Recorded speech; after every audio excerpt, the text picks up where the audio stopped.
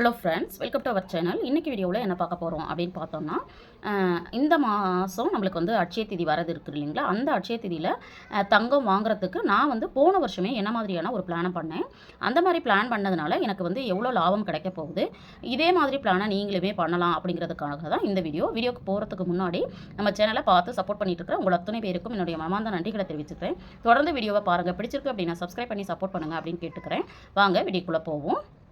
இன்றைக்கி பார்த்திங்க அப்படின்னா, நான் செய்திருக்கக்கூடிய பிளான் எங்கே பண்ணியிருக்கேன் பார்த்தீங்கன்னா, லலிதா ஜுவல்லரியில் தான் நான் வந்து இந்த பிளானை பண்ணியிருக்கேன்.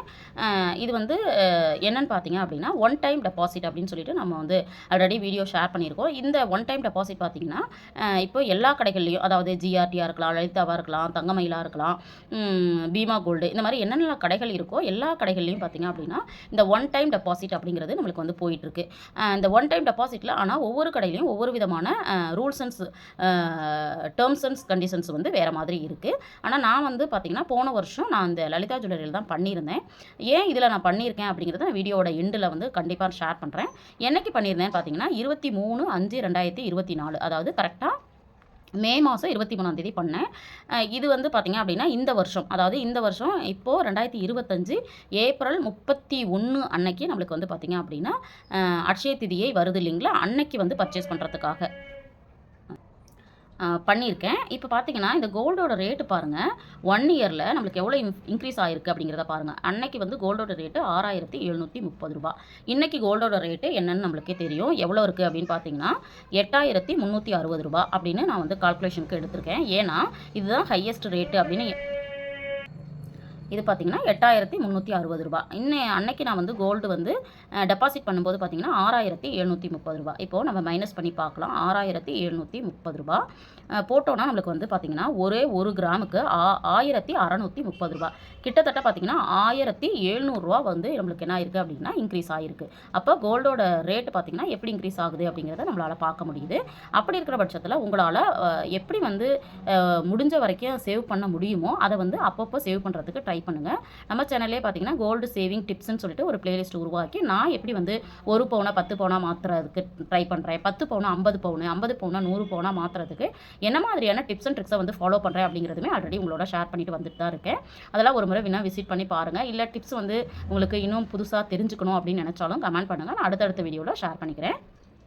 அன்றைக்கி வந்து 6730 ரூபாய்க்கு ஒன் டைம் டெபாசிட்டில் நான் என்னெல்லாம் கொடுத்தேன் அப்படின்னு பார்த்தீங்கன்னா, தம்பியோட கோல்டு செயின் வந்து பார்த்திங்கன்னா ஒரு பவுன் செயின் வந்து அவர் பிறந்த உடனே எடுத்தது. பட் வந்து பார்த்திங்க அப்படின்னா அது ரெகுலராக யூஸ் பண்ணதுனால ரொம்ப சீக்கிரமாக வீணாயிடுச்சு. அதனால் அதை மாற்றணும் அப்படிங்கிறதுக்காகவும், அது இல்லாமல் கோல்டு காயின் நான் வந்து மாதம் நான் டெபாசிட் பண்ணியிருப்பேன். அதையும் நீங்கள் மாதம் நான் வந்து வாங்கி சேவ் பண்ணிகிட்ருக்கேன் இல்லைங்களா, அதையும் வந்து டெபாசிட் பண்ணேன். அது இல்லாமல் கொஞ்சம் அமௌண்ட்டு இப்போது கோல்டில் ஒன் டைம் டெபாசிட்டில் பார்த்திங்கன்னா நீங்கள் பழைய நகையை கொடுத்தும் பண்ணிக்கலாம், கோல்டு காயின்ஸ் கொடுத்தும் நம்ம பண்ணிக்கலாம். அதே மாதிரி பார்த்தீங்க அப்படின்னா அமௌண்ட்டு கொடுத்தும் நம்ம பண்ணிக்கலாம்.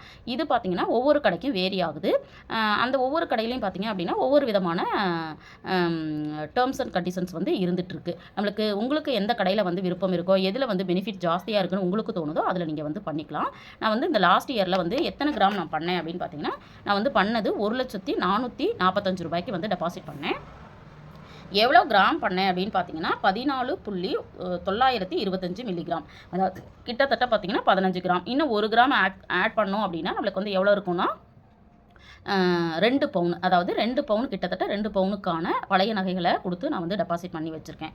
இப்போது இந்த கடையில் இருக்கக்கூடிய பெரிய பெனிஃபிட் என்ன அப்படின்னா, இந்த கடையில் பார்த்தீங்கன்னா செய்கூலி சேதாரம் அப்படிங்கிறது ஃபுல்லாக ஃப்ரீ, அதாவது 100% ஃப்ரீ. இப்போ சில கடைகளில் பார்த்தீங்கன்னா 75% வந்து ஃப்ரீ கொடுப்பாங்க, சில கடைகளில் 50% ஃப்ரீ கொடுக்குறாங்க. ஆனால் இந்த கடையில் 100% ஃப்ரீ அப்படிங்கிறதுனால நான் பார்த்தீங்கன்னா இந்த கடையில் தான் நான் டெபாசிட் பண்ணேன். இப்போது அன்னைய ரேட்டுக்கு நான் வந்து 1 லட்சத்துக்கு எவ்வளோ டெபாசிட் பண்ணியிருக்கிறேன்னா 15 கிராம் நம்ம அப்படின்னு வச்சுக்கிறோன்னு வச்சுக்கோங்க. ஆனால் அதுவே இன்னைய ரேட்டில் நீங்கள் டெபாசிட் பண்ணணும் அப்படின்னு நினைக்கிறீங்கன்னா உங்களுக்கு வந்து எவ்வளோ அமௌண்ட்டு தேவைப்படும் அப்படின்னா 1 கிராம் வந்து நம்மளுக்கு வந்து 8360 ரூபா இல்லைங்களா. அப்போது நம்மளுக்கு வந்து 15 கிராம் அப்படின்னு போட்டோன்னா 1,25,400 ரூபா. இன்னைய ரேட்டில் நீங்கள் ஒரு 15 கிராம் டெபாசிட் பண்ணோம் அப்படின்னா 1,25,400 ரூபாய்க்கான தங்கத்தை நம்ம வந்து கொடுக்க வேண்டியது இருக்கும். இதை வந்து தங்கமாக இருக்கலாம், நீங்கள் வந்து பழைய நகையாக இருக்கலாம், காயினாக இருக்கலாம், அமௌண்ட்டாக நீங்கள் டெபாசிட் பண்ணிட்டீங்கன்னா அடுத்த அட்சய திதியில் நம்ம வந்து வீட்டுக்கு செய்கூலி சேதாரம் இல்லாமல் நம்ம வந்து வாங்கிட முடியும். இதில் இன்னும் கூடுதலான பெனிஃபிட் என்ன அப்படின்னு பார்த்தீங்கன்னா, இப்போ 1,445 ரூபாய்க்கு ஒரு 15 கிராம் எடுக்கிறேன் அப்படின்னா அதுக்கு வந்து நம்மளுக்கு வந்து வேஸ்டேஜ் ஒரு அப்ராக்சிமேட்டாக நம்ம ஒரு 15,000 அப்படின்னு சாரி 15% வச்சுக்கலாம். ஏன்னா இப்போல்லாம் பார்த்தீங்கன்னா கோல்டு ஜுவல்லரியாக வாங்கும்போது 12% தான் மேக்ஸிமம் மினிமமே பார்த்தீங்கன்னா 12%க்கு மேலே தான் இருக்குது. சில பொருட்கள் மட்டும்தான் நம்மளுக்கு வந்து 10%க்குள்ளே கிடைக்குது. அந்த மாதிரி ஒரு அப்ராக்சிமேட்டாக 15% அப்படின்னு நம்ம வச்சுக்கலாம். 15 டிவைடட் 100 ரூபாய்க்கு நம்ம பொருள் வாங்கினா 15 ரூபாய் கூடுதலாக கொடுக்கணும். அதுதான் கால்குலேஷன். அது வந்து நம்ம வந்து எவ்வளோக்கு டெபாசிட் பண்ணியிருக்கோம்னா 1 லட்சம் அப்படின்னு நம்ம வச்சுக்கலாம். வச்சுக்கிட்டோன்னா நம்ம எவ்வளோ கட்ட வேண்டியது இருக்குன்னா கூடுதலாக 15,000 நான் கட்ட வேண்டியது இருக்கும் 15%. அப்போது இந்த 15,000 அப்படிங்கிறது நம்மளுக்கு லாபம் தான் இல்லைங்களா? இதே மாதிரி நீங்கள் இன்னும் கூடுதலாக வந்து தங்கத்தை சேவ் பண்ணுறீங்க அல்லது அமௌண்ட்டை சேவ் பண்ணி வைக்கிறீங்க அப்படின்னா கண்டிப்பாக நம்மளுக்கு வந்து இதில் வந்து நல்ல ஒரு பெனிஃபிட் இருக்குது. இந்த வீடியோ மூலமாக நான் சொல்லிக்கிறது என்னென்னா, நீங்கள் வந்து வருடம் அட்சய தீதி அன்னைக்கு தங்கம் வாங்குறதுக்கு எங்களால் பண்ணவே முடியலை, பிளான் பண்ணுறோம் ஆனால் முடியவே இல்லை அப்படிங்கிறவங்க கண்டிப்பாக இந்த பிளானை பண்ணுங்கள். இந்த கடையில் பார்த்தீங்க அப்படின்னா இது ஸ்பான்சர் வீடியோ கிடையாது. எனக்கு இந்த கடையில் வந்து பெனிஃபிட் ஜாஸ்திங்கிறதுனால நான் அதில் சேவ் பண்ணியிருக்கிறேன். இது வந்து பார்த்தீங்க அப்படின்னா ஒரு 10,000 ரூபாய் இருந்தால் கூட இந்த கடையில் நம்ம டெபாசிட் பண்ணிக்க முடியும். ஆனால் சில கடைகளில் பார்த்தீங்கன்னா இதை விட கூடுதலான அமௌண்ட்டு வந்து தேவைப்படுது. அது இல்லாமல் இந்த கடையில் கூடுதலான பெனிஃபிட் என்ன அப்படின்னு பார்த்தீங்கன்னா, இப்போ வந்து நான் 14.925 கிராமுக்கு நான் டெபாசிட் பண்ணேன்னா நான் அட்சய தீதி அன்னைக்கு போய் வாங்கும்பொழுது இதே 14.925 மில்லிகிராமும் என்னால் எடுத்துக்க முடியும். ஆனால் இதுவே இன்னொரு கடையில் நான் வந்து டெபாசிட் பண்ணுறேன் அப்படின்னா அவங்க என்ன பண்ணுறாங்க, இந்த அமௌண்ட்டை மட்டும் சேவ் பண்ணிக்கிறாங்க. இப்போது என்ன பண்ணியிருக்கேன் அப்படின்னா 1 லட்சத்துக்கு நம்ம வந்து எத்தனை கிராம் வாங்க போகிறோம், 15 கிராம் வாங்க போகிறோம். ஆனால் இந்த 1 லட்ச ரூபாய்க்கு இன்னைய ரேட்டில் அதாவது அமௌண்ட்டை மட்டும் டெபாசிட் பண்ணி வச்சுருந்தாங்க அப்படின்னா அந்த கடையில் நம்மளுக்கு எவ்வளோ கிராம் கிடைக்கும் அப்படின்னு நம்ம வந்து கால்குலேட் பண்ணிக்கலாம். அதாவது 1 லட்சம் நம்ம வந்து கால்குலேஷனுக்கு வந்து வெறும் 1 லட்சம் அப்படின்னு நம்ம எடுத்துக்கலாம். ஏன்னா 400 ரூபா வேண்டாம் அப்படிங்கிறதுனால நான் வந்து என்ன பண்ணியிருக்கேன் அப்படின்னா 1 லட்ச ரூபா மட்டும் நம்ம வந்து எடுத்துக்கலாம். 1 லட்ச ரூபாய்க்கு நம்ம வந்து டெபாசிட் பண்ணியிருந்தோம் அப்படின்னா டிவைடட் இன்றைக்கி கோல்டோட ரேட்டு பார்த்தீங்கன்னா 8,360 ரூபா இல்லைங்களா? இப்போ எத்தனை கிராம் கிடைக்கும் அப்படின்னு பார்த்தீங்கன்னா 11.96 அப்படின்னு நம்ம வந்து வச்சுக்கலாம். அப்போ வந்து கிட்டத்தட்ட 12 கிராம். அப்போது நம்மளுக்கு இங்கே எவ்வளோ இருக்குங்க, 15 கிராம் இருக்குது, இங்கே 12 கிராம் இருக்குது. அப்போது நம்ம வந்து இந்த மாதிரி கிராமாக டெபாசிட் பண்ணாத ஒரு கடையில் நம்ம பண்ணியிருந்தோன்னா ஒரு வருஷத்துக்குள்ளே நம்மளுடைய கோல்டு வந்து ஒரு 3 கிராம் அளவுக்கு என்ன ஆயிருக்குன்னா குறைஞ்சிருக்கும். அப்போது அதனால தான் நான் என்ன பண்ணேன்னா இதெல்லாம் பார்த்துட்டு தான் இப்போ 3 கிராம் அப்படிங்கிறப்ப நம்மளுக்கு எவ்வளோ லாஸ் ஆகுங்க, கண்டிப்பாக 3 கிராம் அப்படின்னா 3 × 8,360ன்னு போட்டுக்கோங்க. டோட்டலாக 25 கிராம் 25,000 ரூபாய் நம்மளுக்கு வந்து லாஸ் ஆகும். அதனால தான் நான் இந்த கடையில் வந்து நான் போட்டிருக்கேன். இந்த கடையில் மட்டும்தான் என்ன பண்ணுறாங்க அப்படின்னா கிராம் வந்து டெபாசிட் பண்ணிக்கிறாங்க. இப்போ நானும் நிறைய கடைகளில் இதெல்லாம் விசாரிச்சு தான் இதில் போட்டிருக்கேன். ஆனால் இந்த ஸ்கீம் வந்து போன வருஷம் இருந்துச்சு, இந்த வருஷம் மாறி இருக்கா அப்படிங்கிறது எனக்கு தெரியல.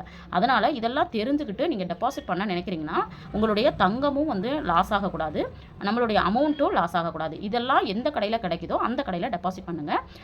உங்களால் தங்கமே வாங்க முடியல அப்படிங்கிறவங்க கூட இந்த மாதிரி ஒரு 1 கிராம் டெபாசிட் பண்ணி வச்சிட்டிங்கன்னா கூட அட்சய தீதி அன்னைக்கு தங்கம் வந்து உங்கள் வீட்டுக்கு வந்துடும். அதனால் இந்த மாதிரி பிளானையும் நீங்கள் பண்ணிக்கோங்க.